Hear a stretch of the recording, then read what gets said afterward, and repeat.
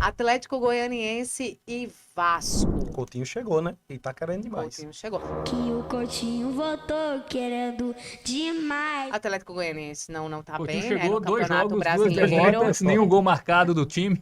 Chegou bem. Ó, diferente do Thiago Fluminense Silva, né? com o Thiago Silva, né? 3 jogos, 3 Mas, vitórias, 0 gols. o Atlético Goianiense não tá bem no Campeonato Brasileiro. O Vasco tinha dado aquela respirada, engatado ali uma sequência positiva, e agora 2 derrotas seguidas. Mas para esse duelo da Copa do Brasil... Eu fico com o Vasco, até porque eu acho que, assim, o time ele mostrou uma evolução interessante naquelas 4 vitórias consecutivas, né? Eu relativizaria um pouco, porque, assim, beleza que o Vasco não jogou bem, mas, velho, foi fora de casa contra o Atlético Mineiro, que ele perde por 2-0, um jogo muito difícil, um dos jogos mais difíceis aí que ele teria no Campeonato Brasileiro. Eu acho que depois de Palmeiras e Flamengo, não na prática, porque hoje a gente tem um Botafogo, o Cruzeiro jogando muito, mas o Atlético é um dos times mais difíceis de se jogar contra, ainda mais na sua casa, né? E agora teve esse jogo contra o Grêmio, que também foi fora de casa, pode-se dizer, porque foi lá na Arena Condá, né? O Vasco era visitante, um jogo no gramado difícil e tudo mais.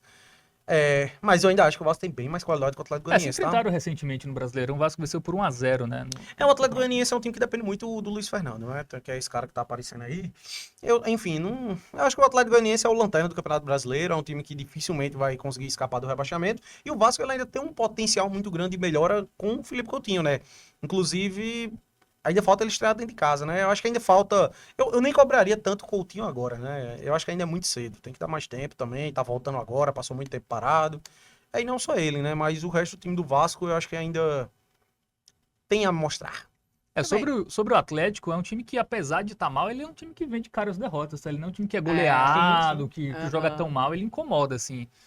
Até a vitória do Vasco lá foi uma vitória que, assim, foi um jogo equilibrado, o Vasco fez 1-0.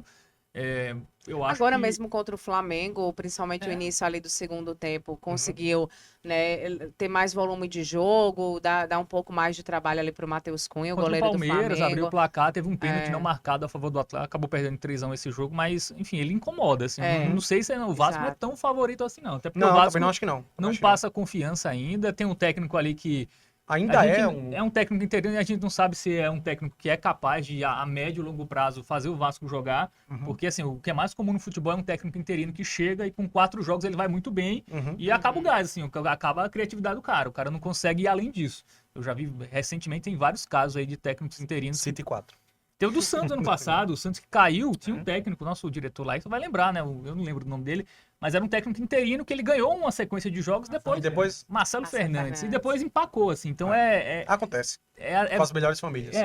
É comum o técnico interino dar aquela iniciada, porque os jogadores gostam do cara, o cara tá ali, o cara é humilde e tal, né? Não tem muito holofote, os caras correm por ele.